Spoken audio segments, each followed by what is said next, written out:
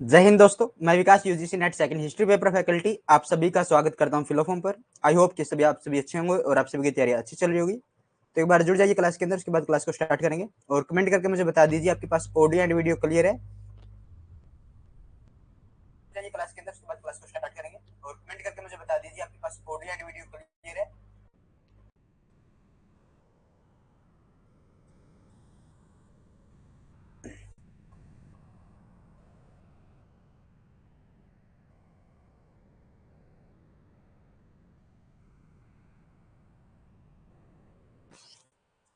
जुड़ जाइए एक बार क्लास के अंदर, स्टार्ट करेंगे क्लास को उसके बाद।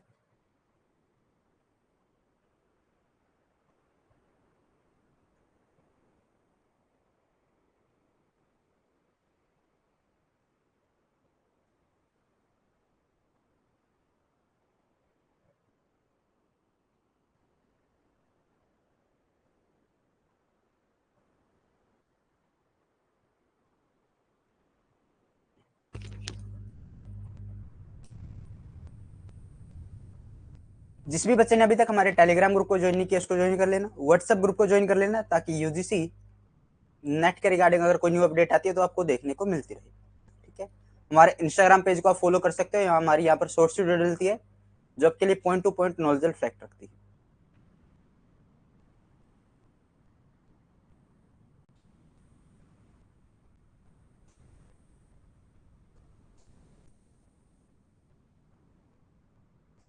अंजू दक्ष, गुड इवनिंग बहन, शुभ संध्या। और आज जो हमारी क्लास होगी वो मौर्य साम्राज्य से शुरू होगी और मौर्य साम्राज्य को आज हम स्टार्ट करेंगे।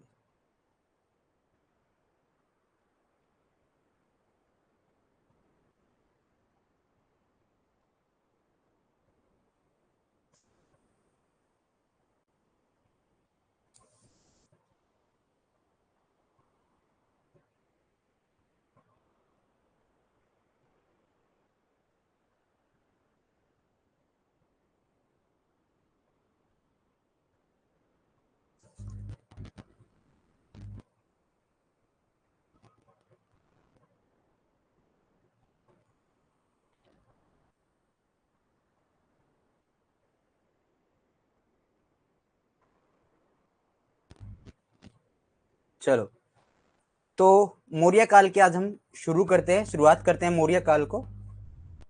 और उससे पहले हमें मौर्य काल की जानकारी के बारे में पढ़ना है कि हमें मौर्य काल की जानकारी कौन कौन देते हैं।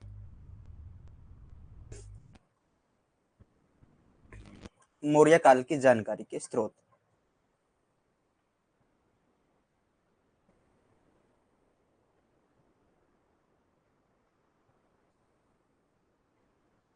मौर्य काल की शुरुआत 323 या फिर 322 ज्यादा रहेगा। ठीक है, 322 ज्यादा रहेगी से लेकर 184 बीसी तक ये समय रहा। ठीक है, मौर्य इतिहासकार की जो इतिहास है, मौर्य इतिहास है, इसकी जानकारी के स्रोत की अगर मैं बात करूं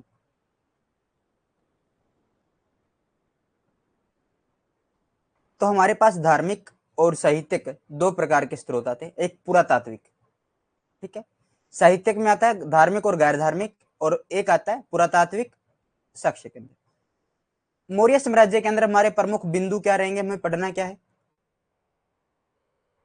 प्रमुख बिंदु जो हमें पढ़ना है। मौर्य साम्राज्य के इतिहास की जानकारी के स्रोत, मौर्य साम्राज्य के इतिहास की जानकारी के स्रोत। चंद्रगुप्त मौर्य, बिंदुसार, अशोक, इन तीनों का इतिहास हमें पढ़ना है। फिर पढ़ना है मौर्य साम्राज्य का पतन, मौर्य साम्राज्य साम्राज्य का पतन। क्या पढ़ना है, मौर्य साम्राज्य का पतन, फिर मौर्य साम्राज्य के प्रशासन,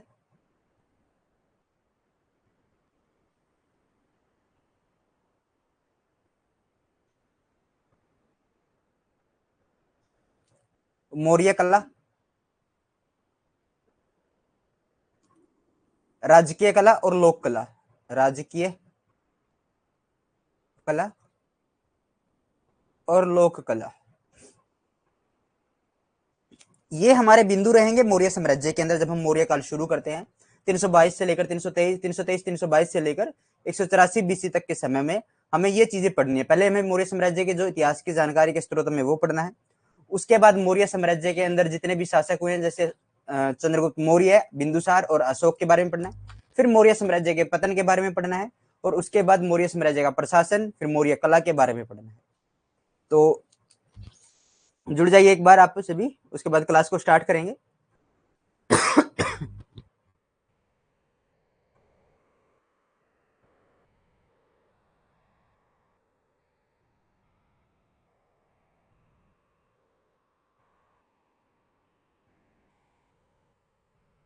तो शुरू करते हैं मौर्य साम्राज्य की जानकारी के स्रोतों को।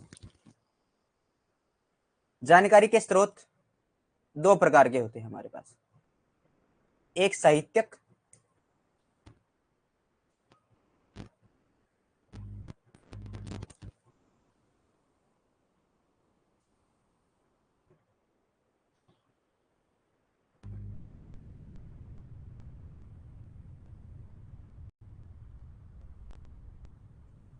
और पुरातात्विक।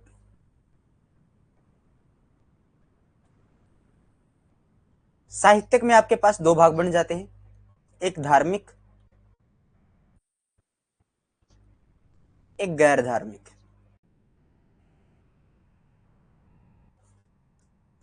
धार्मिक ग्रंथों में हमारे पास आ जाते हैं बौद्ध ग्रंथ। लवी ठाकुर, जय हिंद बहन, जय हिंद और स्वागत है आपका क्लास में। धार्मिक, देखिए हम मौर्य साम्राज्य की जानकारी के स्रोतों की चर्चा कर रहे हैं। इसके अंदर हमें साहित्यक और गैर साहित्यक, गैर साहित्यक मतलब पुरातात्विक साक्ष्यों की बात करें, धार्मिक और गैर धार्मिक की बात करें। धार्मिक आपके आ जाते हैं बौद्ध,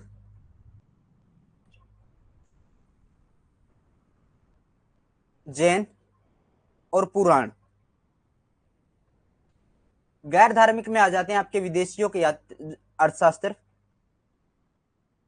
अर्थशास्त्र, इंडिका, मुद्रा राक्षस, मुद्रा राक्षस, राजतरंगिणी,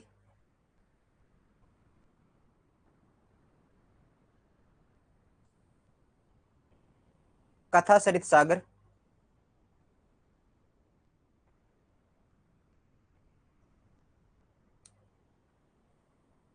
वृहतक मंजरी,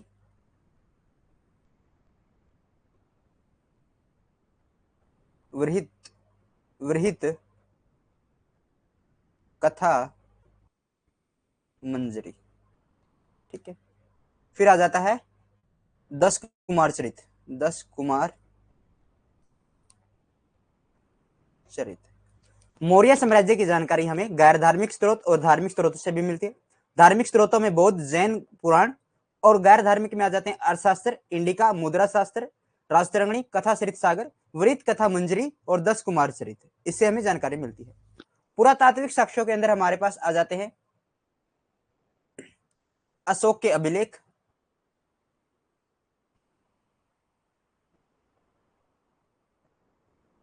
और अन्य अभिलेख साक्ष्य। ठीक है, जूनागढ़ अभिलेख हो गया जैसे, उससे भी हमें मौर्य साम्राज्य की जानकारी मिलती है। सिक्के, राजप्रसाद एटसेट्रा, राजप्रसाद एटसेट्रा। इससे हमें किसकी जानकारी मिलती है? मौर्य साम्राज्य की जानकारी देखने को मिलती है। समझ में आ गया? चंद्रगुप्त मौर्य मौर्य साम्राज्य के संस्थापक के रूप में जाने जाते हैं, और इन्होंने 323 या 322 ज्यादा मान्य रहती है, और 184 बीसी तक ये मौर्य साम्राज्य रहा, 322 से लेकर 184। हालांकि चंद्रगुप्त मौर्य 298 बीसी के अंदर स्वर्ण बेलगोला कर्नाटक के अंदर अपने प्राण त्याग देते हैं सलेखना विधि के द्वारा। ठीक है, तो अब हम शुरू करते हैं, कौटिल्य से शुरू करें। कौटिल्य से शुरू करते हैं। कौटिल्य के पिता का नाम चाणक्य और माता का नाम यशोमती। क्या नाम था? यशोमती इनका नाम था। इनका जन्म स्थान तक्षशिला के पास गोल जनपद में हुआ था। कहां पर? तक्षशिला के पास एक गोल जनपद है भाई, वहां पर इनका जन्म हुआ था। उन्होंने अर्थशास्त्र की रचना की थी। जाति से ब्राह्मण थे, गोत्र से कुटल थे, कुटल गोत्र से थे, और इसलिए कुटल गोत्र होने के कारण से कौटिल्य कहा जाता है। अन्य इसके नाम हमें हेमचंद्र के द्वारा लिखी गई, हेमचंद्र के द्वारा लिखी गई अभिदान चिंतामणि के अंदर, अभिदान चिंतामणि में हमें इसके अलग अलग नाम देखने को मिलते हैं। ठीक है, शुरू करें चाणक्य को। कमेंट कीजिए यहां तक की चीजें समझ में आई?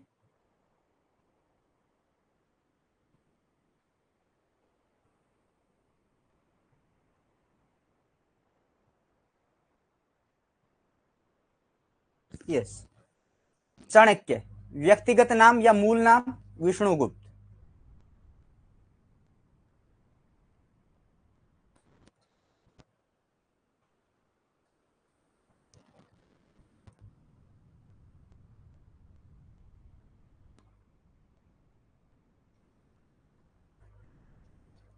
विष्णुगुप्त।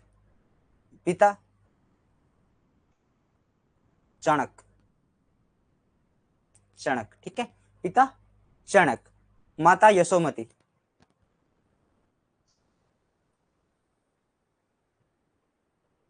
हर्षवर्धन की माता का नाम भी क्या था? यशोमती था। जन्म की अगर मैं बात करूं,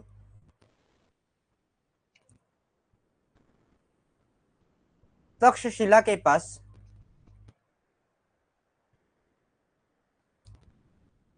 एक जनपद है,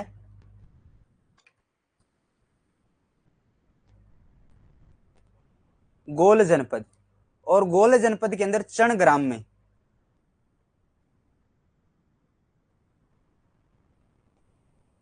चण ग्राम में इनका जन्म हुआ था।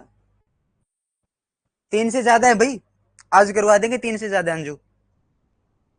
विष्णुगुप्त, कौटिल्य और चाणक्य तो आपने सुना होगा। पक्षिल स्वामी, द्विसज, ठीक है, पक्षिल स्वामी, द्विसज और श्रेष्ठ ब्राह्मण इन्हें कहा जाता है। द्विसज का अर्थ होता है श्रेष्ठ ब्राह्मण। जो हेमचंद्र के द्वारा अभी अभी धान चिंतामणि है, उसके अंदर इसके अलग अलग नामों को देखने को मिलती है। जनपद का पता चल गया कहां पर इनका जन्म हुआ था। अर्थशास्त्र की तुलना, इनकी जो रचना है अर्थशास्त्र, इसकी तुलना मैकियावेली के द प्रिंस से की जाती है। मैकियावेली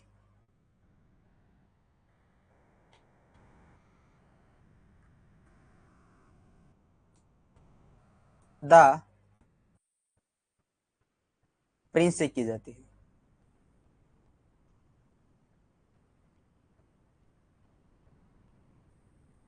ठीक है, मैकियावेली के द प्रिंस से इनकी तुलना की जाती है। जाति की अगर मैं बात करूं तो कौटिल्य की जो जाति थी वो ब्राह्मण थी। गोत्र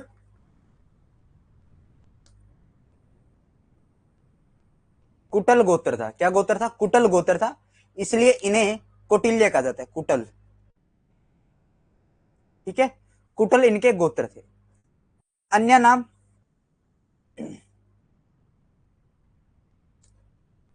विष्णुगुप्त तो है ही, विष्णुगुप्त, कौटिल्य,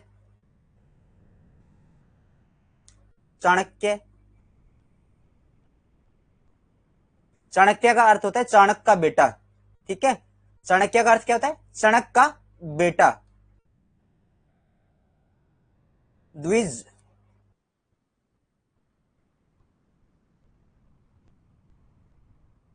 द्विज भर्ष,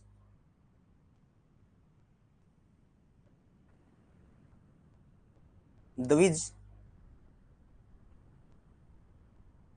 भर्ष। द्विज भर्ष का अर्थ होता है श्रेष्ठ ब्राह्मण।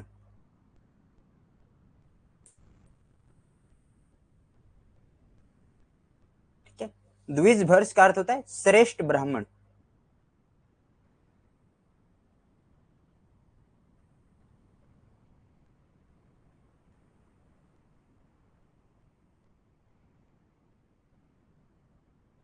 बिल्कुल। और इन्हें क्या कहा जाता है? पक्षिल स्वामी कहा जाता है। क्या कहा जाता है? पक्षिल स्वामी कहा जाता है। भारत का मैकियावेली कहा जाता है। भारत का मैकियावेली कहा जाता है। इनकी तुलना जो मैकियावेली की द प्रिंसेस है उससे इनकी अर्थशास्त्र की तुलना की जाती है। और इन्हें क्या कहा जाता है? इन्हें वर्ण आश्रम धर्म का महान पोषक कहा जाता है। महान पोषक कहा जाता है।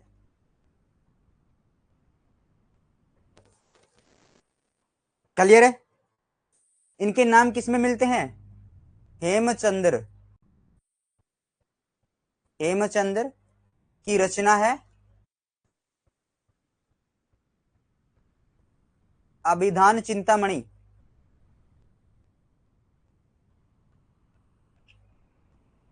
अभिधान चिंतामणि में इनके क्या मिलते हैं? हमें इनके अलग अलग नाम देखने को मिलते हैं। हेमचंद्र अभिधान चिंतामणि।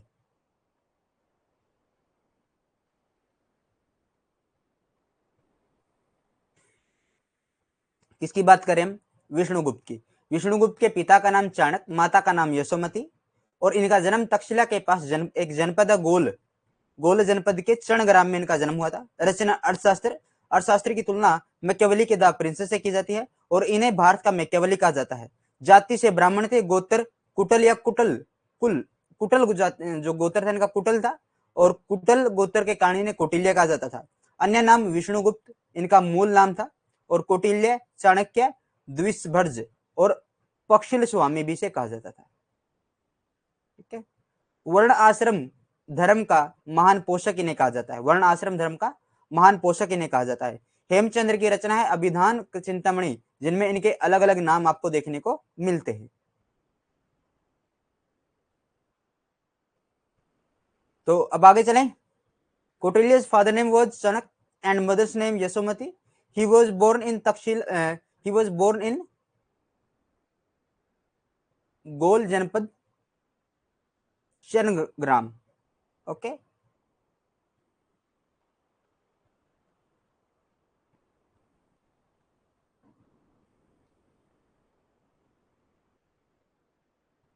जी, आगे चलते हैं फिर। अब आ जाता है अर्थशास्त्र। अर्थशास्त्र के 15 अधिकरण देखने को मिलते हैं। कितने अधिकरण है? 15 अधिकरण है। 180 प्रकरण है। यहां से क्वेश्चन आया पीवाईक्यू प्रीवियस ईयर के अंदर। इस स्लाइड से क्वेश्चन आया प्रीवियस ईयर में, और हर स्लाइड से कोई ना कोई क्वेश्चन बना हुआ है। ठीक है। इसलिए मेरी आदत नहीं होती है कि मैं बताऊं कि आपको यहाँ से क्वेश्चन हुआ है, यहाँ से क्वेश्चन हुआ है। जितनी चीजें पढ़ रहे हैं इंपोर्टेंट पढ़ रहे हैं, कोई ना कोई क्वेश्चन बना होगा इसलिए पढ़ रहे हैं। अदरवाइज क्यों नहीं? जो चीजें दूसरी है उनको क्यों नहीं पढ़ रहे? ठीक है। अर्थशास्त्र के 15 अधिकरण है। 180 प्रकरण है। यह संस्कृत भाषा में लिखी गई है। इसमें 6000 श्लोक भाई, 6000 श्लोक है। इसमें 150 से ज्यादा उपकरण है, जिनमें मौर्य साम्राज्य, राजस्व व्यवस्था, प्रशासन आदि की जानकारी मिलती है।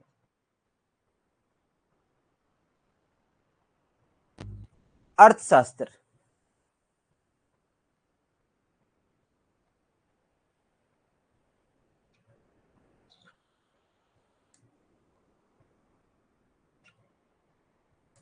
राज विज्ञान इसे कहा जाता है। क्या कहा जाता है? राज विज्ञान। क्या कहा जाता है? राज विज्ञान की पुस्तक कहा जाता है। अर्थशास्त्र में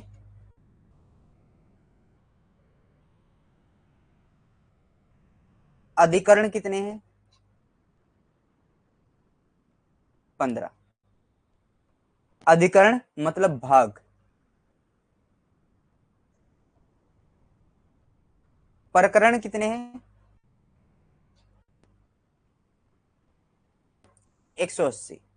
उपभाग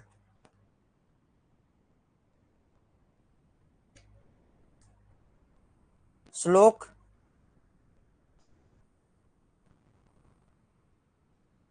6000। श्लोक कितने? 6। भाषा कैसी है? संस्कृत।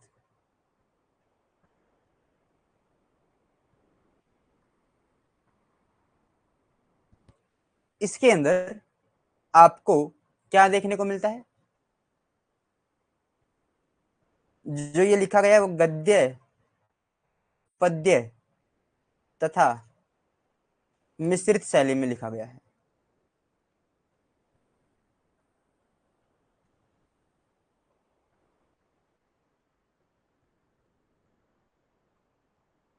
लिखा गया है, ठीक है, संस्कृत भाषा के अंदर है। इतनी चीजें समझ में आ गई। अर्थशास्त्र, 15 अधिकरण, 180 उपप्रकरण और 6000 श्लोक। और आपको कहीं पर 600 भी देखने को मिल सकते हैं, वो बाय मिस्टेक आपको देखने को मिलेगा। 6000 श्लोक, भाषा संस्कृत, उपभाग 180, भाग 15, गद्य पद्य तथा मिश्रित शैली में लिखा गया।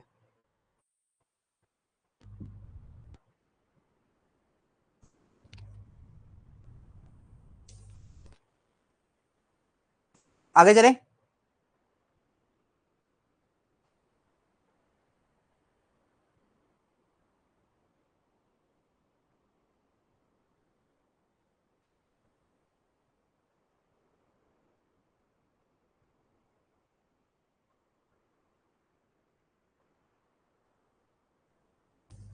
यस, आगे बढ़ते हैं।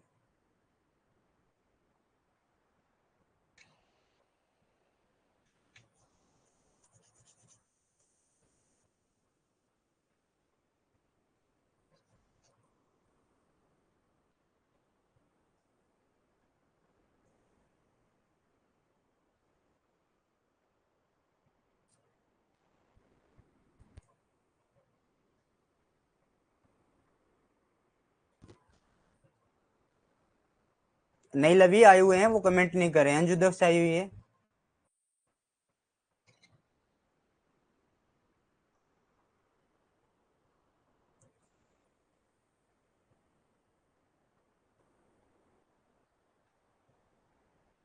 उन्नीस सौ पांच में तंजौर के एक ब्राह्मण ने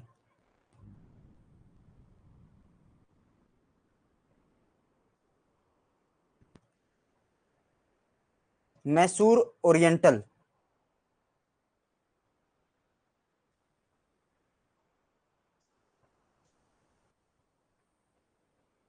राजकीय पुस्तकालय,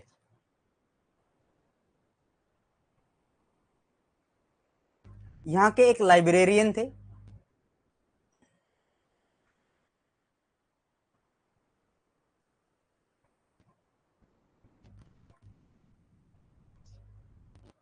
श्याम शास्त्री।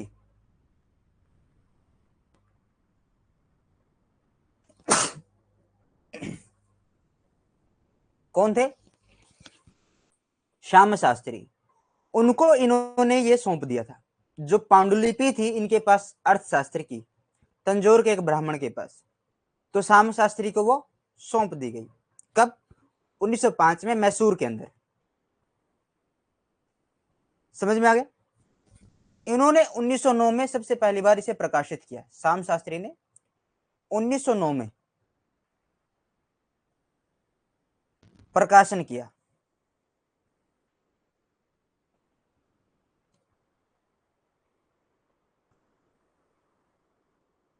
इंडियन एक्टिविटी, एंटीक्वेटिव, एंटीक्वेटी में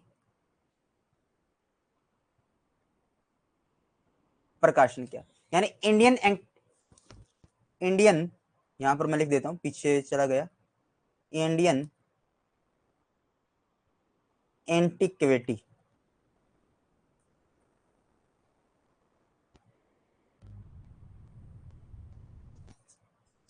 1909 में प्रकाशन किया गया। लाइब्रेरियन थे श्याम शास्त्री। श्याम शास्त्री ने 1909 में प्रकाशन किया इंडियन एंटीक्विटी में, ठीक है। 1915 में पहली बार इसका अंग्रेजी में अनुवाद किया गया था। 1915 में पहली बार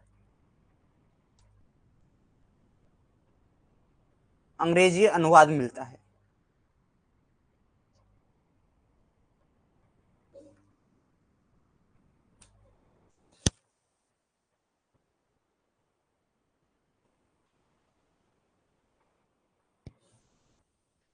समझ में आ गया? कमेंट कीजिए।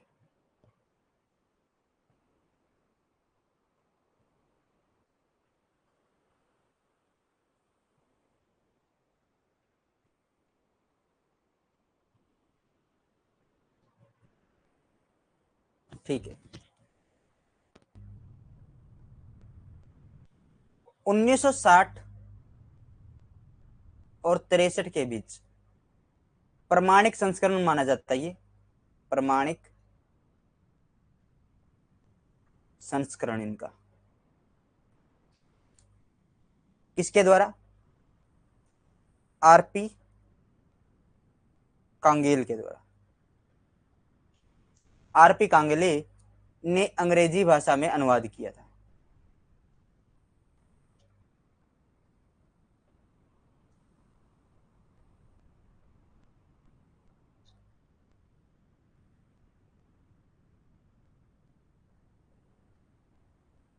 ठीक है लवी, आप जा सकते हैं। अगर आपको कोई भी वह काम है तो उसको कंटिन्यू कर सकते हैं। 1960 से 63 में प्रमाणिक संस्करण था।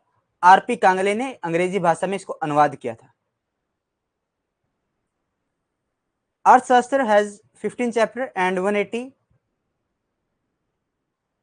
जो चैप्टर्स हैं वो प्रकरण और अधिप्रकरण में जो चैप्टर्स होते हैं, चैप्टर्स का फिर आगे भाग होता है उपभाग।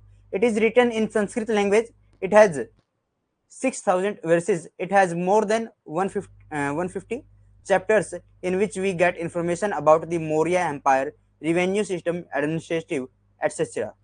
इसमें 150 से ज्यादा 150 से ज्यादा उपकरण हैं जिनमें हमें मौर्य साम्राज्य के राजस्व, व्यवस्था, प्रशासन आदि की जानकारी मिलती है।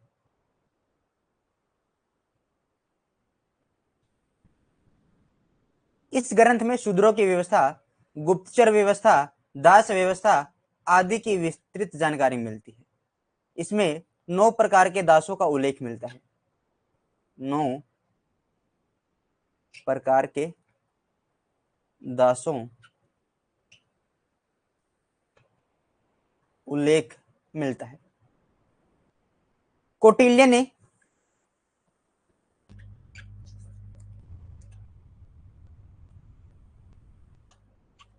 शूद्रों को आर्य माना है। शूद्र, ब्राह्मण, वैश्य, क्षत्रिय के साथ भर्ती करने की बात की है। भर्ती करने की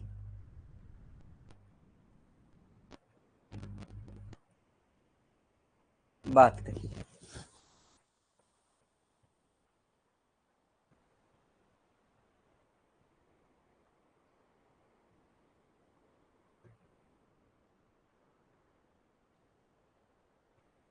In this book, detailed information about Shudra system, spy system, slave system, etc. available. 9 different type of slave described in this book. और कौटिल्य शूद्रों को आर्य मानता। कौटिल्य assumed the शूद्र to Arya and his add ब्राह्मण, वैश्य, क्षत्रिय के साथ इसको ऐड करता है। अर्थशास्त्र के 6वें अधिकरण में राज्य के सप्तांग सिद्धांत का वर्णन मिलता है। The Saptanga theory of the state is described in the 6th treatise of Arthashastra. पढ़े आगे बढ़ते हैं। राज्य के सप्तांग सिद्धांत। सम्राट राज्य का सिर है। अमात्य राज्य की आंखें हैं।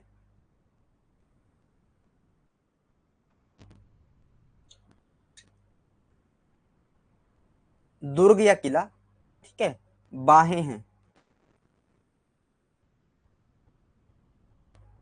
कोश कर, मुख है, बल यानी सेना मस्तिष्क है, मस्तिष्क है, मित्र कान है, राष्ट्रभूमि या देश,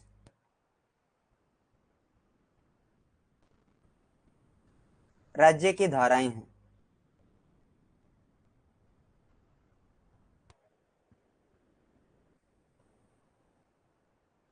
राज्य की जंगाएं या फिर धाराएं या जांघें हैं। देखिए, ये कहता है कि जैसे एक व्यक्ति के 7 हिस्से होते हैं, उसी प्रकार एक राज्य के भी 7 अंग होते हैं। यानी मान लीजिए राज्य का सम्राट जो होगा वो राज्य का सर होगा, अमात्य जो होंगे उसकी आंखों का काम करेंगे, दुर्ग उसकी बाहें होंगी, यानी किला क्या है, उसकी मजबूती है, उसकी बाहें हैं, कोश यानी कर उसका मुख है, बल यानी सेना उसका मस्तिष्क है, मित्र उसके कान है, और राष्ट्रभूमि या फिर देश जांगे हैं।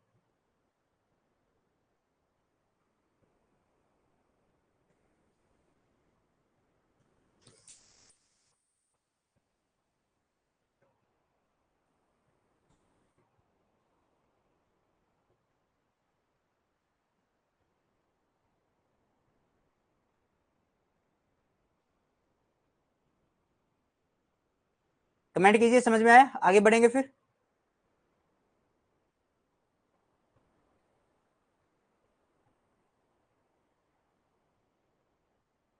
क्लियर।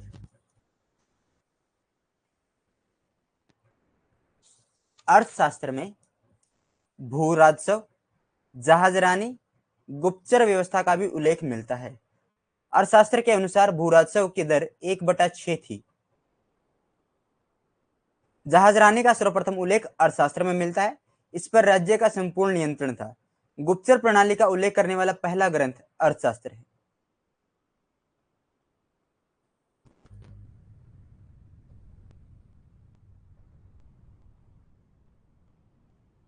गुप्तचर विभाग का नाम क्या था? गुप्तचर विभाग का नाम महा मात्य महामात्य इनका कहा जाता था, इसके विभाग को कहा जाता था, और गुप्तचर को गूढ़ पुरुष कहा जाता था। ये तो है विभाग, और गुप्तचर को क्या कहा जाता था? गूढ़ पुरुष।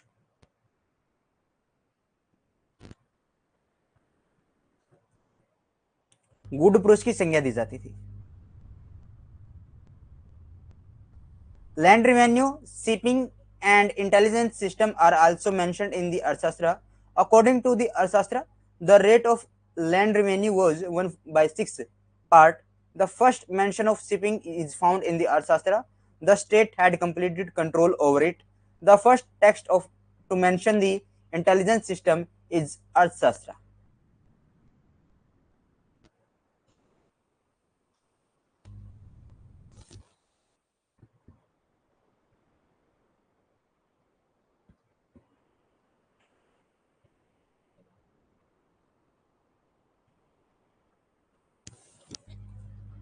कौटिल्य ने 6 नीतियों का वर्णन किया है।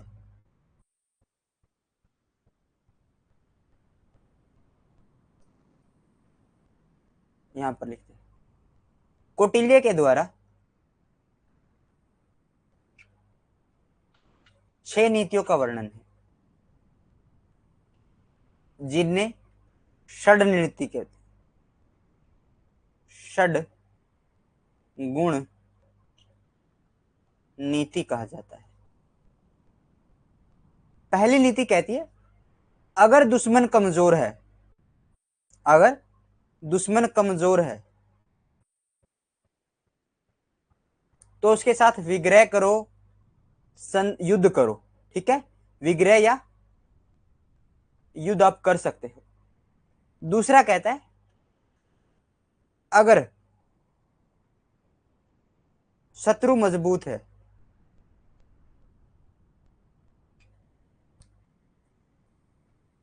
तो संधि कर लीजिए। क्या करनी है, संधि कर लीजिए उसके साथ। यदि दुश्मन बराबर का है तो आसन कीजिए। आसन का मतलब है कुछ नहीं करना, ठीक है, क्या है, कुछ नहीं करना है। अगर दुश्मन बहुत ही कमजोर है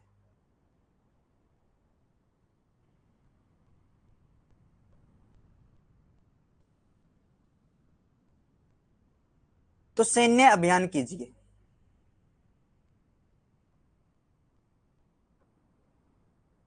और इस सैन्य अभियान को क्या कहा गया है, यान कीजिए। क्या कीजिए, यान कीजिए। अगर आपका दुश्मन बहुत ज्यादा कमजोर है तो आप उसके ऊपर यान कीजिए, सैन्य अभियान कीजिए, ठीक है। फिर आ जाता है, यदि शत्रु से, यदि आप शत्रु से कमजोर हो,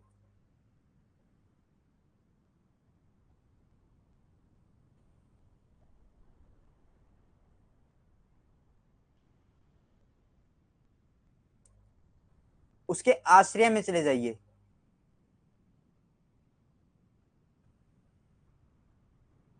आश्रय में चले जाइए।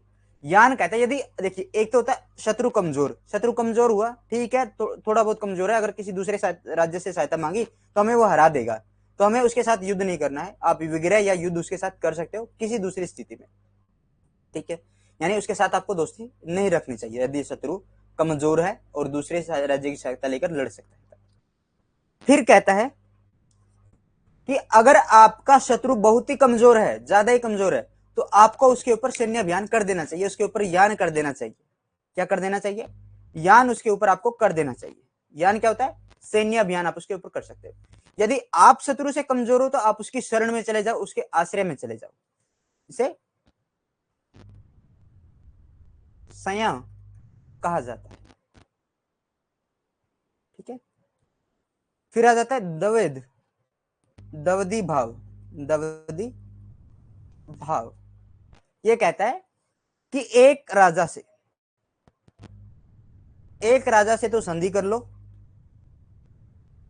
और दूसरे राजा के साथ युद्ध करो, दूसरे राजा के साथ युद्ध करो।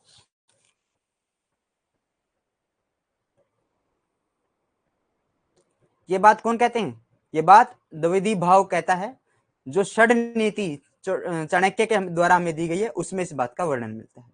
तो षड नीति आपको समझ में आ गई।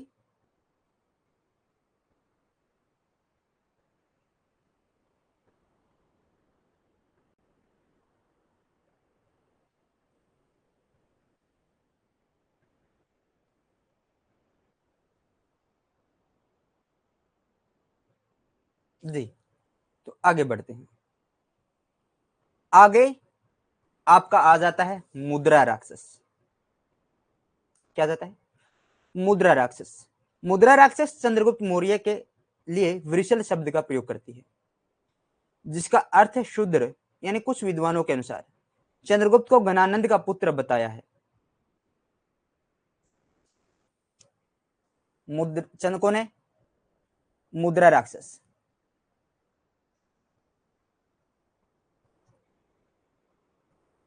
विशाखा दत्त,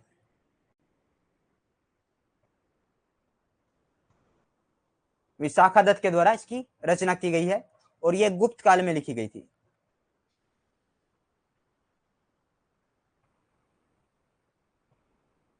लिखी गई मुद्रा राक्षस में चंद्रगुप्त के लिए किस वर्ड का यूज हुआ है, वृषल।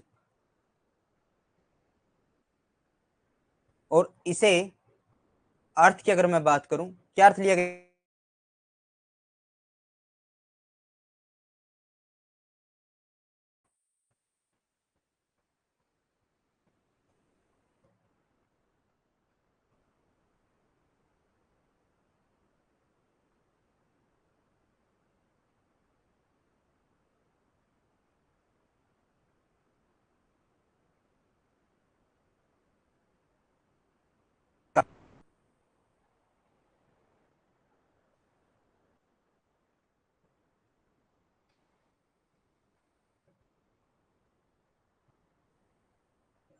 ठीक है। चंद्रगुप्त को क्या कहा गया है, इसमें घनानंद का पुत्र कहा गया है। रिफ्रेश कर लीजिए, रुका नहीं है वो, अपने आप ठीक हो जाएगा, रिफ्रेश कर लीजिए बस उसको एक बार। ओके, मैं रिपीट कर दूंगा, आप घबराइए मत, घबराइए मत। चंद्रगुप्त को घनानंद का पुत्र किसमें कहा गया है, मुद्रा राक्षस में कहा गया है। घनानंद का पुत्र, इसे क्या कहा गया है, घनानंद का पुत्र किसने कहा है, धुंडीराज। इसने मुद्रा राक्षस के ऊपर टीका लिखी है, मुद्रा राक्षस के ऊपर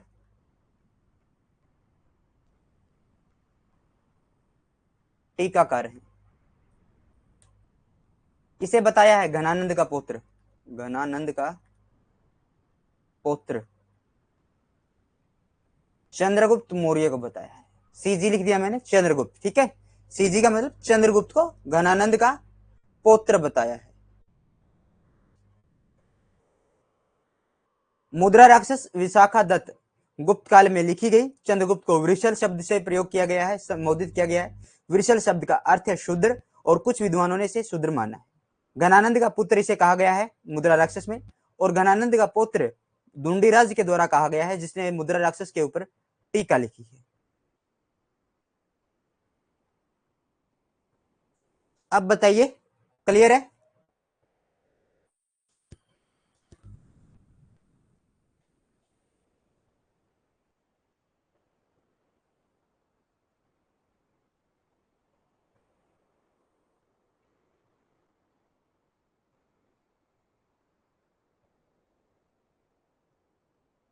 क्लियर।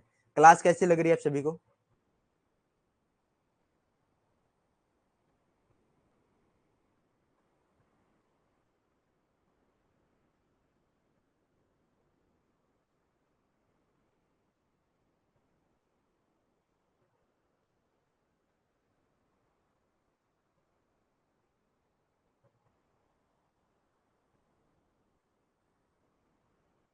स्टोरी चल रही है, अच्छा। कोई बोर तो नहीं हो रहा ना?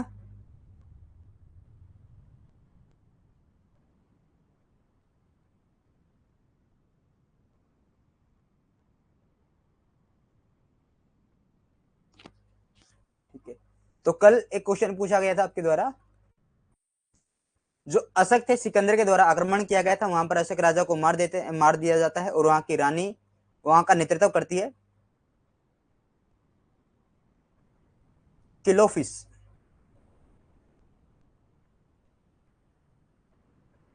ठीक है, उस रानी का नाम किलोफिस था, और आपको इसका अन्य नाम क्रीपी देखने को मिलेगा। क्या देखने को मिलेगा? क्रीपी, इसका अन्य नाम देखने को मिलेगा आपको। कोई बात नहीं अंजू दक्ष बहन, अभी जुड़ जाएंगे। 6 बजे तो वैसे भी क्लास होती थी हमारी, अगर अब भी नहीं जुड़े तो अब क्या बहाना लगाएंगे वो देखेंगे।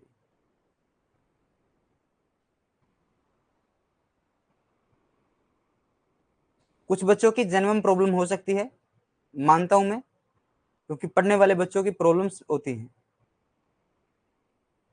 वेलकम बैक लवी बहन, वेलकम बैक। आपके द्वारा कुछ क्वेश्चन पूछा गया था, किलोफिस उसका नाम था रानी का, और उस रानी का आपको दूसरा नाम क्रीपी देखने को मिलेगा।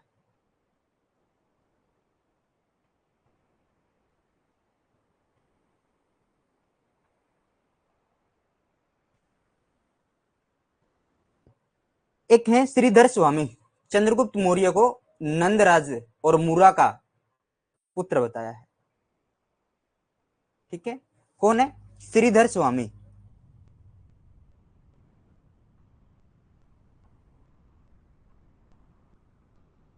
ये कहते हैं कि जो चंद्रगुप्त है वो नंदराज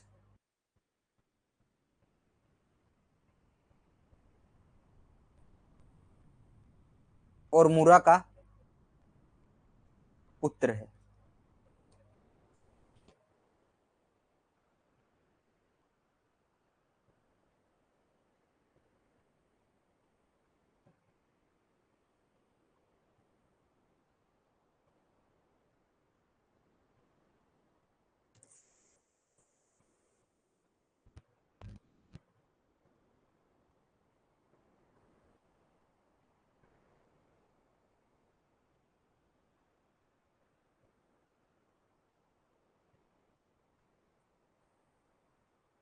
लवी आप एक बार ना जीतू सर से बात करके देखिए, ठीक है।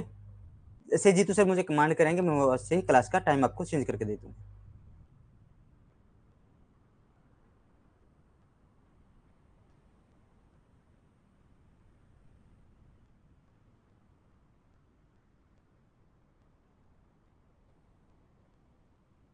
लेकिन कुछ समय के लिए 8 से 10 रखूंगा, ठीक है, 8 से 10 ज्यादा वो हो जाएगा।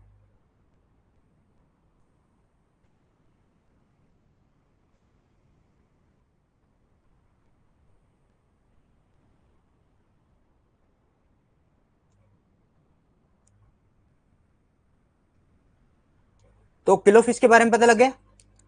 वो रानी है सिकंदर के द्वारा, सिकंदर के साथ जिसके द्वारा युद्ध लड़ा गया था, सिकंदर और किलो फिश रानी के बीच। क्रीपी भी आपको उसका नाम देखने को मिलता है। उससे पहले हमने मुद्रा राक्षस को पढ़ा, थोड़ा सा बैक चलते हैं क्लास के अंदर, अब क्लास की तरफ एंट्री करते हैं। मुद्रा राक्षस को हमने पढ़ा। मुद्रा राक्षस की जो रचना है वो विशाखा दत्त के द्वारा की गई थी, गुप्त काल में लिखी गई थी। मुद्रा राक्षस के अंदर चंद्रगुप्त के लिए विरिशल शब्द देखने को मिलता है और चंद्रगुप्त को घनानंद का बेटा बताया है मुद्रा राक्षस के अंदर। मुद्रा राक्षस के ऊपर एक टीकाकार है जो है धुंडीराज, वो कहते हैं कि चंद्रगुप्त मौर्य घनानंद का पोता है और उन्होंने मुद्रा राक्षस के ऊपर क्या लिखी है, टीका लिखी है। एक श्रीधर स्वामी है, वो कहते हैं कि नंदराज और ये मुरा का बेटा है। आगे बढ़ते हैं। The word Vrishala has been used to Mudrarakshasa Chandragupta which means शूद्र। Chandragupta has been described as the son of Ghananand and Dhundiraj described Chandragupta Maurya to grandson of Ghananand। आगे देखिए, बौद्ध व जैन ग्रंथों के अनुसार चंद्रगुप्त मौर्य क्षत्रिय था और निष्कर्ष में मौर्य एक सामान्य कुल से जन्मे थे। According to Buddhist and Jain text Chandragupta Maurya was एक क्षत्रिय। कंक्लूजन निकलता है कि मौर्य जो थे वो एक कॉमन फैमिली के अंदर जन्मे। मेगास्थनीज एक यूनानी विद्वान था जो चंद्रगुप्त मौर्य के दरबार में सेल्यूकस निकेटर का राजदूत बनकर आया था। भारत आने वाला प्रथम राजदूत था। यह मुख्य पाटलिपुत्र में रहा और इसकी रचना में चंद्रगुप्त मौर्य के व्यक्तित्व, राजधानी और प्रशासन की जानकारी देखने को मिलती।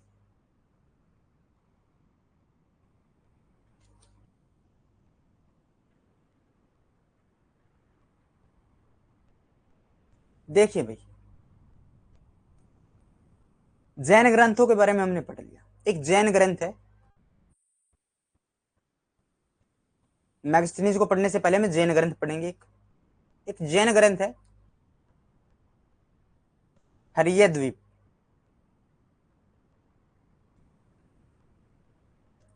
ये चंद्रगुप्त को क्षत्रिय बताता है, ठीक है। निष्कर्ष में निकलता है कि जो मौर्य थे वो निम्न कुल में जन्मे थे। अब विदेशी साहित्य,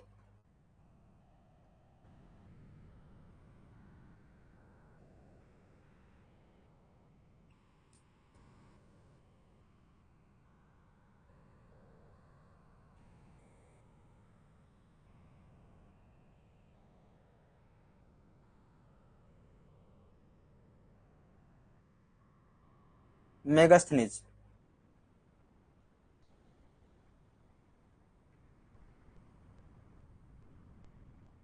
इंडिका। मेगास्थनीज की रचना कौन सी है, इंडिका। जस्टिन की है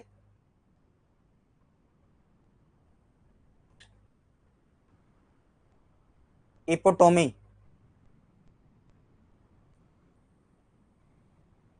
प्लूटार्क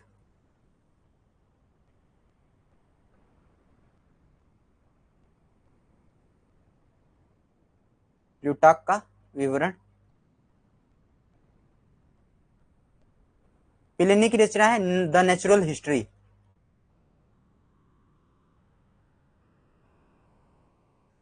द नेचुरल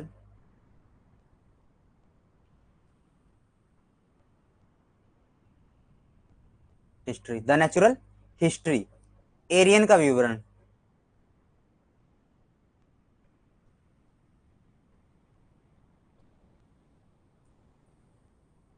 ये सब हमें किसकी जानकारी देते हैं, मौर्य साम्राज्य की जानकारी देते हैं। तो अब शुरू करते हैं मैगस्थनीज को। मैगस्थनीज एक यूनानी विद्वान था जो चंद्रगुप्त मौर्य के दरबार में सेल्यूकस निकेटर के राजदूत के रूप में भारत आया था। सेल्यूकस निकेटर के बीच और मौर्य चंद्रगुप्त मौर्य के बीच युद्ध होता है और उस युद्ध का जो अंत है वो संधि के द्वारा होता है। तो संधि के दौरान एक दूत भी इनके यहाँ पर भेजा जाता है। ठीक है, भारत आने वाला ये प्रथम राजदूत था। भारत आने वाला प्रथम राजदूत था। यह मुख्य पाटलिपुत्र में रहा और इसकी रचना में चंद्रगुप्त मौर्य के व्यक्तित्व, राजधानी और प्रशासन की जानकारी देखने को मिलती है। इंडिका में चंद्रगुप्त की किसकी जानकारी मिलती है? व्यक्तित्व की, प्रशासन की और प्रणाली की जानकारी मिलती है। मेगास्थनीज के अनुसार भू राजस्व की दर 1/4 थी। इसके अनुसार जो भू राजस्व था, कौटिल्य के अनुसार कितना पड़ा है? 1/6 और इसके अनुसार कितना है? 1/4। ठीक है, 1/4। जी बिल्कुल रवि ठाकुर, 1/4 था इंडिका के अनुसार।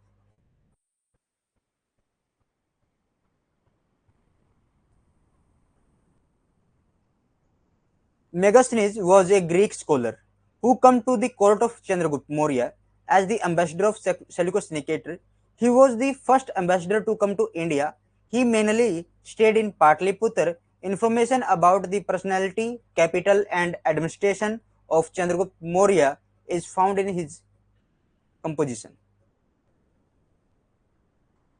राजदूत के रूप में 309 बीसी से लेकर 299 बीसी तक ये रहा था। ठीक है, 309 से लेकर 299 बीसी तक ये रहा था और इसने इनकी जो रचना है इंडिका, उसमें मुख्य रूप से पाटलिपुत्र का वर्णन देखने को मिलता है। तो अब देखते हैं कि पाटलिपुत्र का वर्णन क्या उसमें करता है ये। मेगास्थनीज ने पाटलिपुत्र का वर्णन किया है। इसके अनुसार पाटलिपुत्र का प्रशासन 5 समितियों द्वारा चलाया जाता था। प्रत्येक समिति में 6 सदस्य होते थे और चंद्रगुप्त को सेंड्रोकोटस की संज्ञा दी जाती है। देखिए पाटलिपुत्र का वर्णन।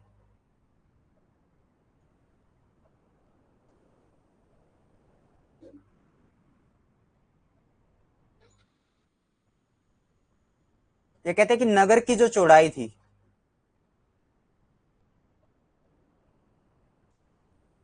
15 स्टेडिया थी।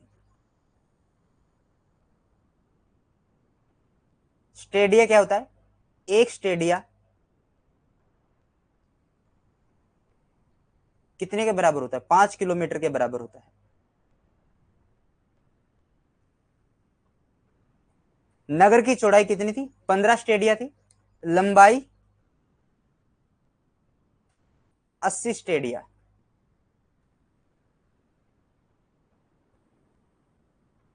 पाटलिपुत्र गंगा नदी के किनारे पर था।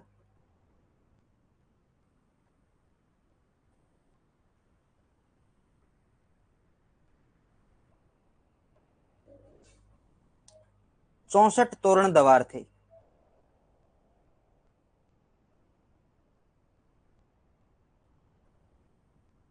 ठीक है, 570 बुर्ज थे। कितने बुर्ज थे? 570 इसमें बुर्ज थे। नगर के चारों तरफ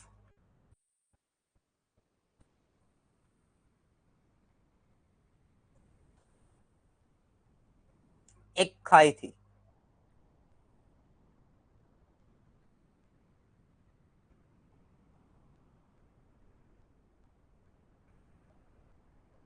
चौड़ाई उस खाई की 185 मीटर थी और गहराई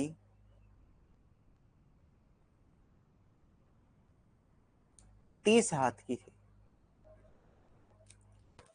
30 हाथ की इसमें क्या थी? गहराई थी। और नगर के एक तरफ सोन नदी थी।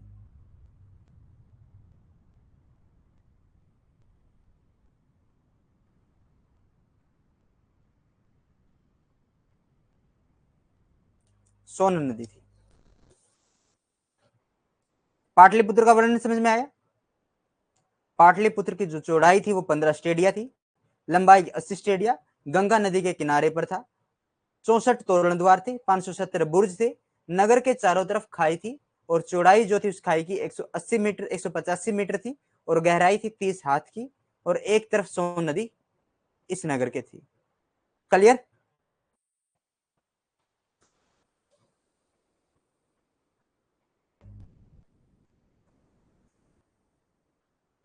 चंद्रगुप्त को मेगास्थनीज ने क्या कहा है? सेंड्रोकोटस कहा है। क्या कहा है? मेगास्थनीज ने सेंड्रोकोटस की संज्ञा दी है। Megasthenes has described the Patliputra according to which the administration of Patliputra was run by 5 committee. Each committee had 6 members. Chandragupta has been called Sandrocotus.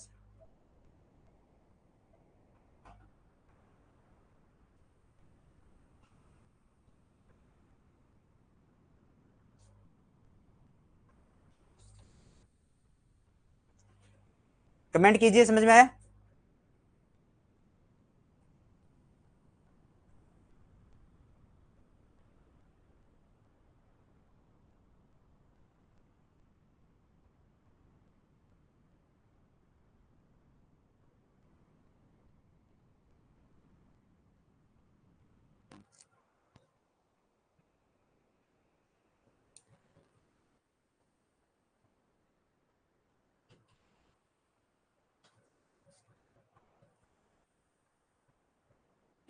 Clear है ना?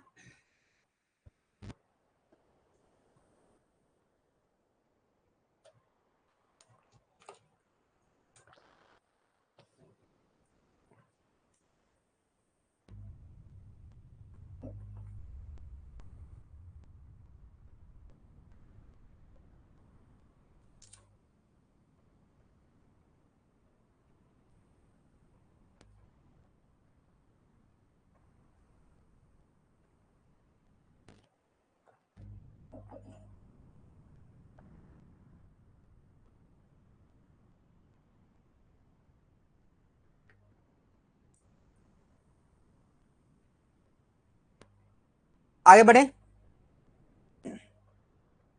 आगे बढ़ते हैं। इंडिका में उत्तरापंथ का वर्णन प्राप्त होता है। यह सड़क सीधे सिंध को बंगाल में सोनार गांव से जोड़ती थी। हमें इंडिका में किसका वर्णन मिलता है? उत्तरापंथ का वर्णन मिलता है।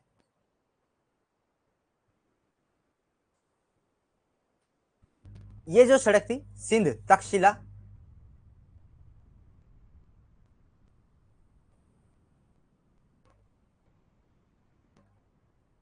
मथुरा, पाटलिपुत्र और यहां पर ताम्रलिप्ति बंदरगाह है। ये देखिए, ये चीजें बीच में आ जाएगी यहां पर, ठीक है? मथुरा और पाटलिपुत्र, यहां पर जो पॉइंट है जहां पर ये आती थी ताम्रलिप्ति बंदरगाह,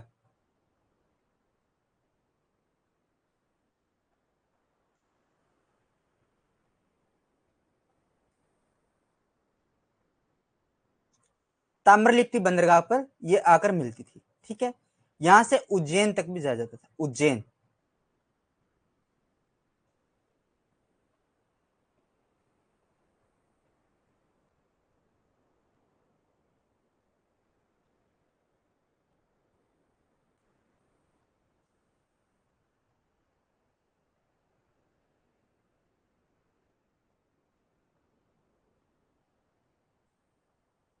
आगे बढ़े। Description of Uttarapanth is found in the Indica. This road used to connect Sindh with Sonar village in Bengal.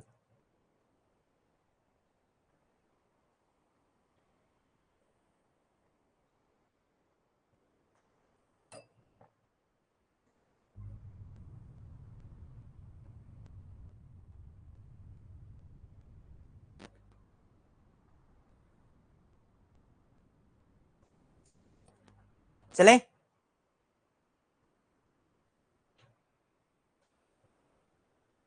जी बिल्कुल, यही रोड बाद में जीटी रोड बनता है, जिसे शेरशाह सूरी के द्वारा बनवाया गया था। शेरशाह सूरी ने इसके दोनों तरफ सराय और पेड़ पौधे लगवाने का काम किया था, ठीक है? हरियाणा के अंदर सबसे ज्यादा जो सराय है उसने पानीपत के अंदर बनवाए थे। आगे बढ़ते हैं। अब इंडिका का कुछ भ्रामक विवरण है। इंडिका के अंदर में कुछ भ्रामक चीजें मिलती हैं। इंडिका कहते हैं कि भारत में 7 प्रकार की जातियां थी।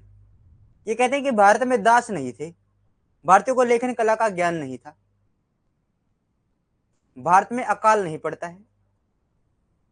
लेकिन हम पढ़ेंगे कि चंद्रगुप्त मौर्य मगध के अंदर क्या क्या होगा, जब अकाल पड़ेगा तो चंद्रगुप्त मौर्य भद्रबाहु के साथ स्वर्ण बेलगुला कर्नाटक चले जाएंगे। लेकिन इंडिका हमें क्या कहते हैं कि भारत में अकाल पड़ता ही नहीं है, भारतीयों को लेखन कला का ज्ञान नहीं है। तो हमने वेद पुराण और ये उपनिषद कैसे लिखे, तो ये भी एक भ्रमक है। भारत में दास नहीं थे, भारत में दास थे लेकिन दासों के साथ वैसा बदसलूकी वाला काम नहीं था जैसे जो यूरोप के अंदर था। भारत में 7 प्रकार की जातियां थी, ठीक है, ये बात भी वो गलत बताते। आगे चलें।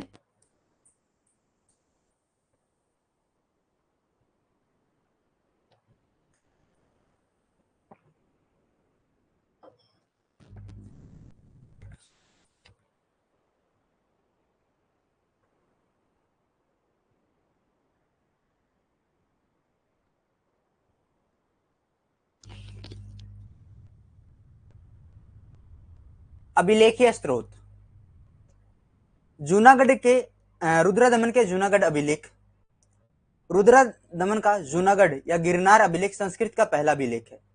इसकी तिथि 150 ईस्वी है। सुदर्शन झील का सर्वप्रथम उल्लेख इसी अभिलेख में मिलता है।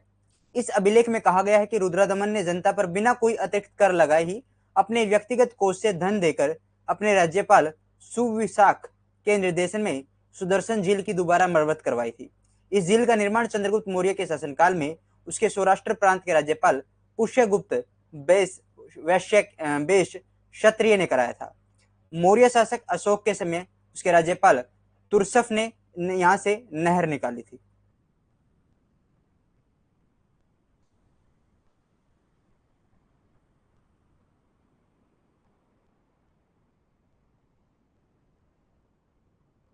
समझ में आया कुछ?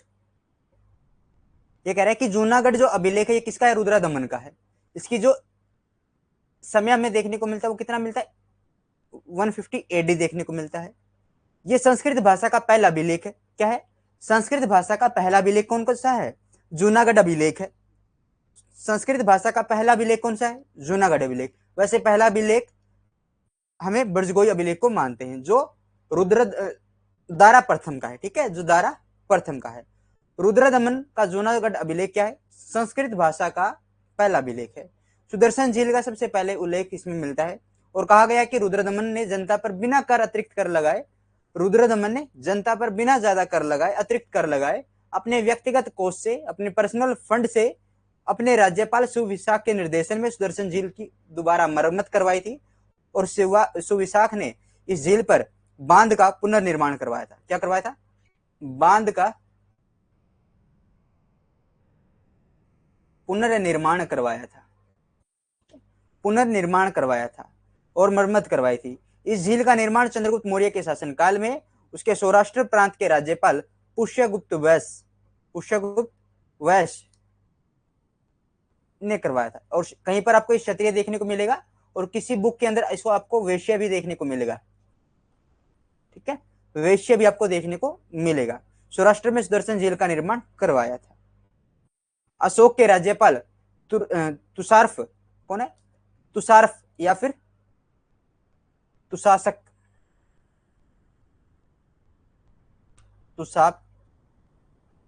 तुषाप ने इसका निर्माण कर। तुषारफ नहीं मिले तो तुशासक मिलेगा। तुशासक आपको वर्ड देखने को मिल सकता है। क्लियर है? अभिलेखीय स्रोतों में रुद्रदमन जो जूनागढ़ अभिलेख है।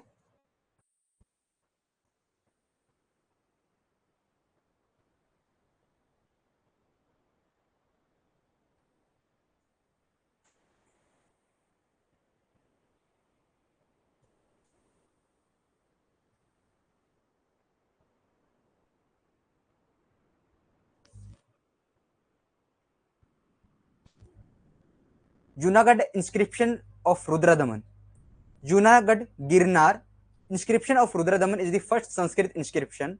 Its date 150 AD. The first mention of Sudarshan Lake is found in this inscription. It is said that in this inscription that Rudradaman got Sudarshan Lake repaired under the direction of his governor Suvisak by giving money from his personal treasure. without imposing any additional tax on the public. This lake was constructed by the Pushyagupta Vaishya Kshatriya या Vaishya, the governor of Saurashtra province during the reign of Chandragupta Maurya, and during the time of Maurya ruler Ashoka, its governor Tusharf had laid out the canals. यहाँ से नहर निकालेगा, काम करेगा. अब आ जाते हैं आपके चंद्रगुप्त मौर्य, मौर्य साम्राज्य के संस्थापक. 322 से लेकर 298 बीसी तक ये रहेंगे.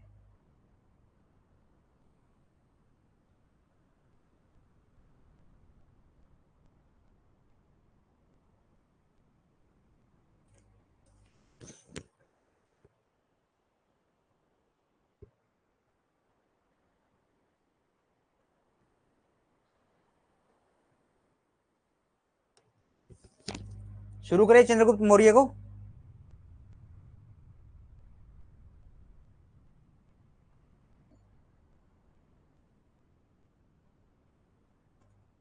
मौर्य साम्राज्य के संस्थापक थे. स्ट्रैम्बो ने इसे पेलिबोर्थस और प्लूटार्क ने एंड्रोकोटस कहा है. अलग अलग इतिहासकार इनको अलग अलग नाम से पुकारते हैं भाई. मौर्य साम्राज्य का क्या है, संस्थापक है स्ट्रैम्बो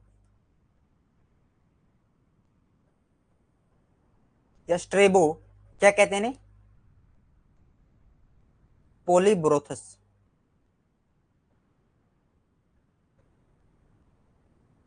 पोलिब्रोथस कहते हैं. पोलिब्रोथस यानी पाटलिपुत्रक, पाटलिपुत्रक.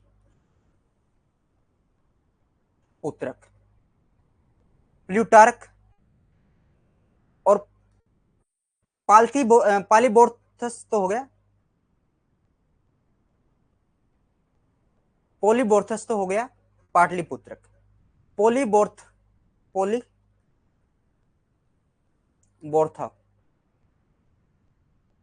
ब्रोथो, पोलिब्रोथो पाटलिपुत्र के रूप में इसकी पहचान की गई है.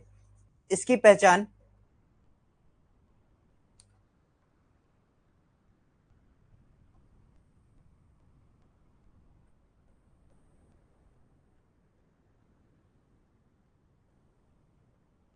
पाटलिपुत्र के रूप में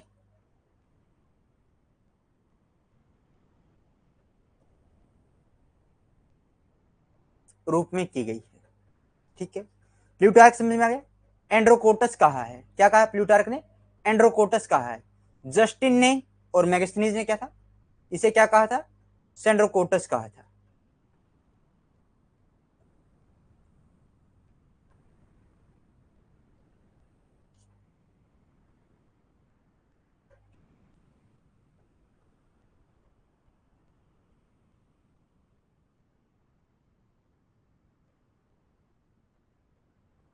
आगे चलें, देखिए जस्टिन को पढ़ते हैं भाई.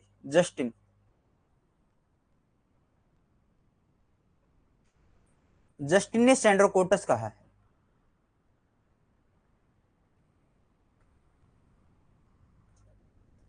और चंद्रगुप्त की सेना को, देखिए मैं सीजी लिख रहा हूं ना, तो चंद्रगुप्त. रितपाल गुड इवनिंग, स्वागत है क्लास के अंदर, जुड़ जाइए. चंद्रगुप्त मौर्य अभी हमने शुरू किया है, तो चंद्रगुप्त मौर्य के अंदर हमने उसके मौर्य साम्राज्य के संस्थापक के बारे में पढ़ा है.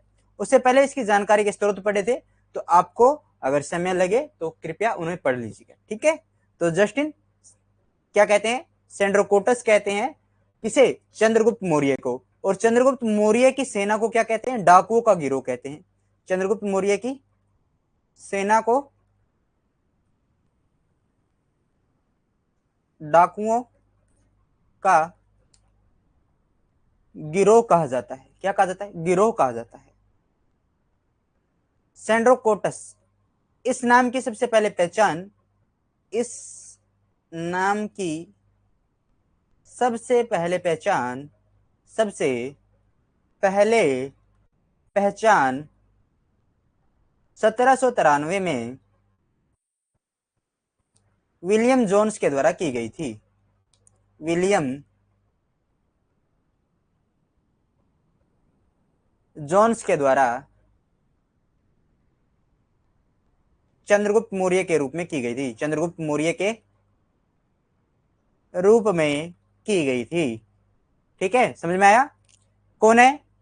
चंद्रगुप्त मौर्य। क्या कहा? सेंड्रोकोटस। सेंड्रोकोटस जस्टिन ने भी कहा, और सेंड्रोकोटस 1793 में विलियम जोन्स ने भी कहा। उन्होंने इसकी पहचान सबसे पहले चंद्रगुप्त मौर्य के रूप में की, और विलियम जोन्स ने ही एशियाटिक बंगाल सोसाइटी, एशियाटिक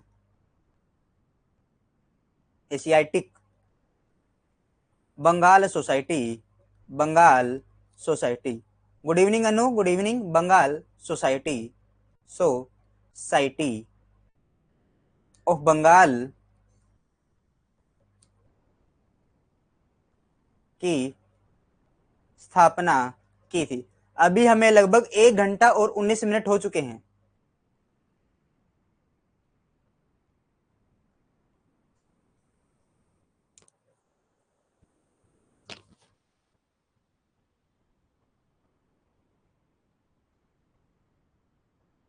तो चंद्रगुप्त मौर्य के बारे में पता चल गया।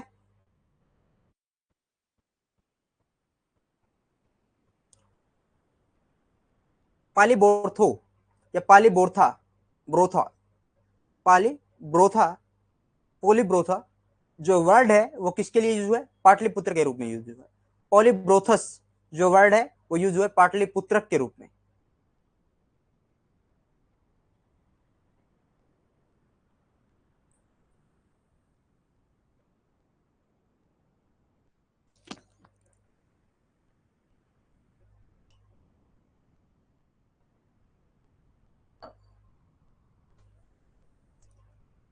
आगे बढ़े।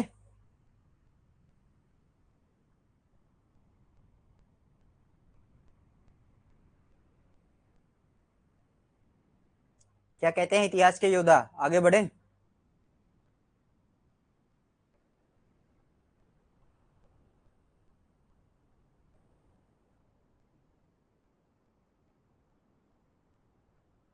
यस, आगे बढ़ते हैं। अब पढ़ेंगे चंद्रगुप्त मौर्य के विजय अभियानों के बारे में। चंद्रगुप्त मौर्य प्रारंभ में मगध पर आक्रमण किया, लेकिन असफल हो जाते हैं, और असफल हो जाने के बाद वो पंजाब सिंध की ओर चले जाते हैं। ये वो समय था जब पंजाब और सिंध के क्षेत्र में सिकंदर के आक्रमण चल रहे थे। ठीक है। प्लूटार्क के अनुसार चंद्रगुप्त मौर्य सिकंदर से मिला, मगध पर आक्रमण की सलाह दी। सिकंदर नाराज हो जाता है, और जो चंद्रगुप्त मौर्य था वहां से भाग जाता है। चंद्रगुप्त मौर्य ने यूनानी युद्ध कला सीखी थी, ये बात भी प्लूटार्क कहते हैं। क्या कहते हैं? यूनानी युद्ध कला सीखी थी। ठीक है। चंद्रगुप्त मौर्य ने पहला आक्रमण किया मगध के ऊपर, लेकिन असफल हो जाते हैं। असफल हो जाने के बाद पंजाब चले गए। पंजाब और सिंध के अंदर वो यह समय था जिस समय सिकंदर वहां पर आक्रमण कर रहा था। ये कहते हैं कि प्लूटार्क कहते हैं कि ये सिकंदर से मिले थे, लेकिन बाद में सिकंदर को कहा कि आप मगध के ऊपर आक्रमण कीजिए, लेकिन सिकंदर मना कर देता है, नाराज हो जाता है, और चंद्रगुप्त यहां से भाग जाता है। आगे देखिए। Chandragupta Maurya internally attacked Magda but failed and moved towards to Punjab Sindh. At this time, Alexander attacks were continuing in these areas. According to Plutarch, Chandragupta Maurya met Alexander, advised him to attack Magda. Alexander got angry. Chandragupta Maurya runs away from there. अतः सिकंदर के वापस जाते ही चंद्रगुप्त ने पंजाब एवं सिंध की जनता को भड़काया, और वहां पर उस स्थिति का फायदा उठाकर वहां पर क्या कर लिया? अधिकार कर लिया था। सिकंदर के वापस जाते ही चंद्रगुप्त ने पंजाब एवं सिंध की जनता को यूनानियों के खिलाफ क्या किया? भड़का दिया, और स्थिति का लाभ उठाकर जनता के साथ मिलकर पंजाब एवं सिंध पर अधिकार कर लिया। 317 ईस्वी का समय है। कौन सा? 317 ईस्वी। पश्चिमी पंजाब के अंदर अंतिम यूनानी शासक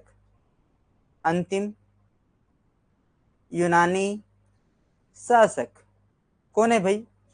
वो है कौन? यूडेमस यहाँ का अंतिम यूनानी शासक है, और यूडेमस भारत छोड़कर भाग जाता है। भारत छोड़कर भाग जाता है। प्लूटारक कहता है, प्लूटारक क्या कहते हैं? प्लूटारक, प्लूटारक कहते हैं चंद्रगुप्त ने 6 लाख सेना लेकर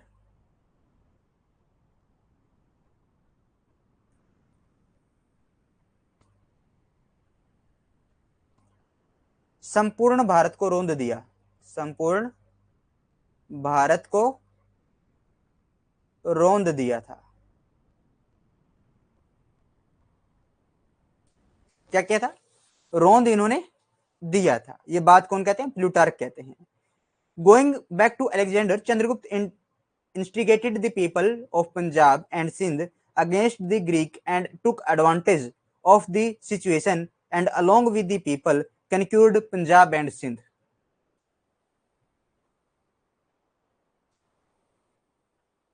कमेंट कीजिए, समझ में आया?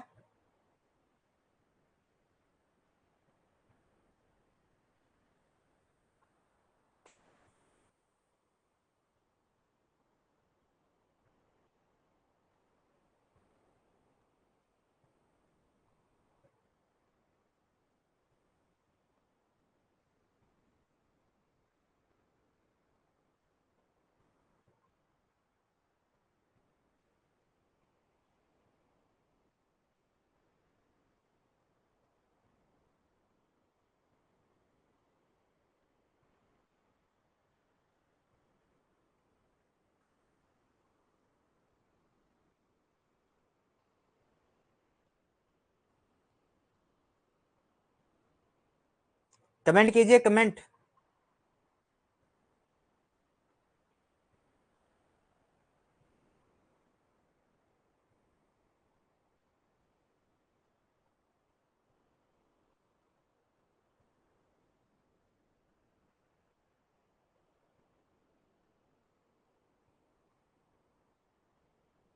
क्लियर। अब आ जाता है दूसरा विजय अभियान जो मगध के ऊपर किया गया था। पहला असफल रहा, दूसरा सफल रहेगा। दूसरा विजय अभियान चंद्रगुप्त का मगध पर था। इसमें चंद्रगुप्त मौर्य और प्रवर्तक की संयुक्त सेना ने घनानंद को हराकर अब मगध के साम्राज्य को बढ़ा दिया था। अब मगध का साम्राज्य सिंधु से लेकर गंगा नदी तक फैल गया था। देखिए, सेकंड विक्ट्री कैंपेन।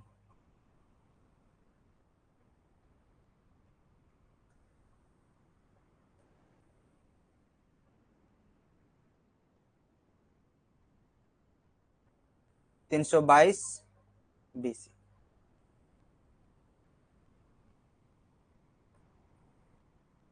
चंद्रगुप्त साथ में प्रवर्तक। कौन है? प्रवर्तक। प्रवर्तक जो है हिमालय के शासक हैं।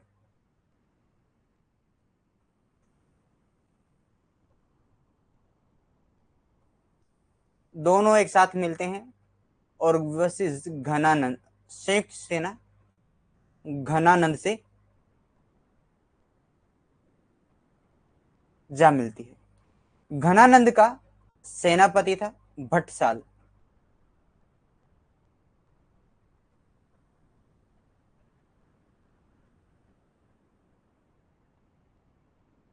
भद्रशाल या भट्टसाल आपको देखने को मिल सकता है। ये गठबंधन जो करवाया था चाणक्य ने करवाया था।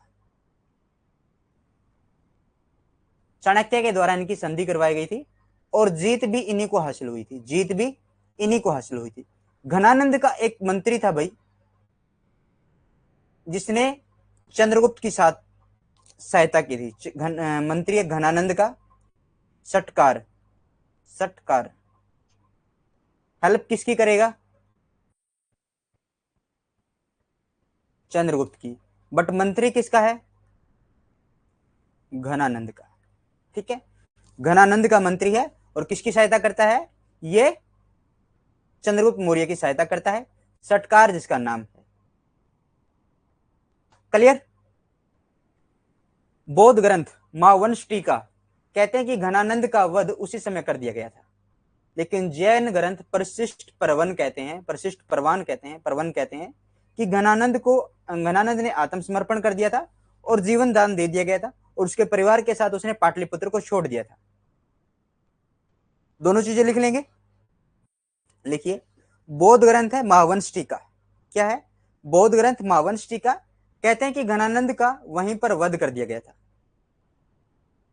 लेकिन जैन ग्रंथ है परशिष्ट प्रवन। बौद्ध ग्रंथ तो है महावंश टीका, महावंश टीका, और जैन ग्रंथ है परिशिष्ट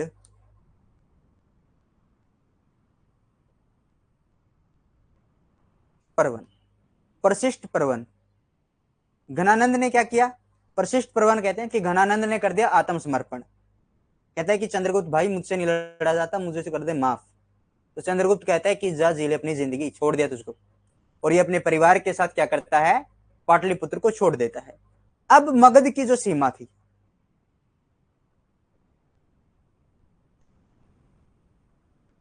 वो सिंधु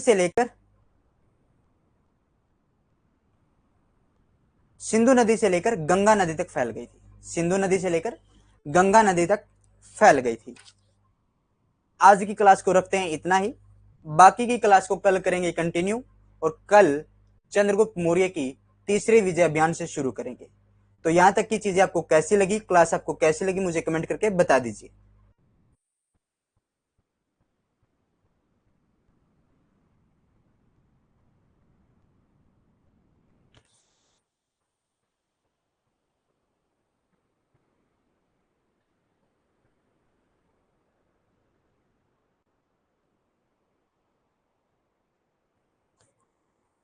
अंजू आगे कंटिन्यू नहीं हो पाएगा बहन।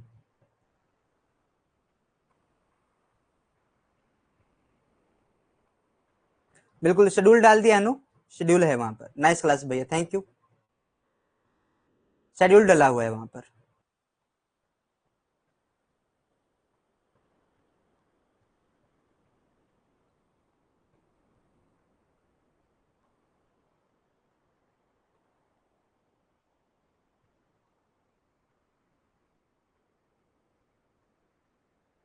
कोई बात नहीं, अभी आपको रिपीट कर लेना, उसको देख लेना पीछे से थोड़ी देर बाद, उसको लाइव क्लास को रिपीटेशन कर लेना, रिकॉर्डेड देख लेना। अगर कोई डाउट रहे तो पूछ लेना।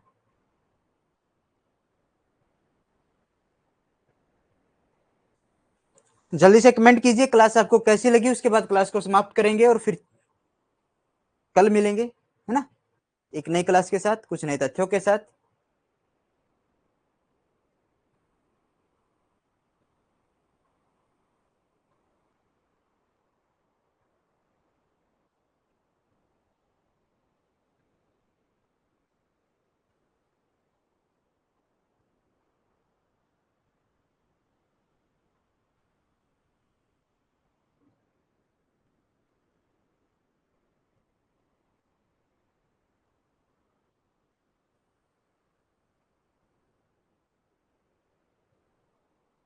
अच्छा, अनु गेहूं काटने चले गए थे, 4 बजे देखा था, शेड्यूल नहीं था। अनु सर, 10 PM यूट्यूब पर क्लास हो गई आज। रितपाल वो क्लासेस आप देख लेना, देखा करो उन क्लासेस को, उसके उससे रिगार्डिंग क्या होता है, आपकी रिवीजन होती है। ठीक है, वो प्राइम डलता है वहां पर, तो आपको देखनी चाहिए वो क्लासे, वहां पर आपकी रिवीजन होती है। वहां पर वो रिवीजन क्लासेस है आपके लिए।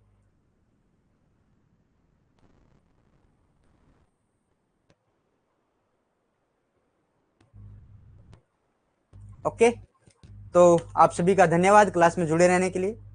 मिलते हैं कल एक नई क्लास के साथ, कुछ नए तथ्यों के साथ। आई होप कि आपको ये क्लास, आपने इंजॉय किया होगा इस क्लास को और अच्छी लगी होगी, और मैं कोशिश करूंगा आने वाली हर क्लासेस आपके लिए इंटरेस्टिंग बनाने की। मिलते हैं फिर एक नई क्लास के साथ, कुछ नए तथ्यों के साथ। तब तक के लिए जय हिंद, जय भारत, और आप सभी का धन्यवाद क्लास में जुड़े रहने का।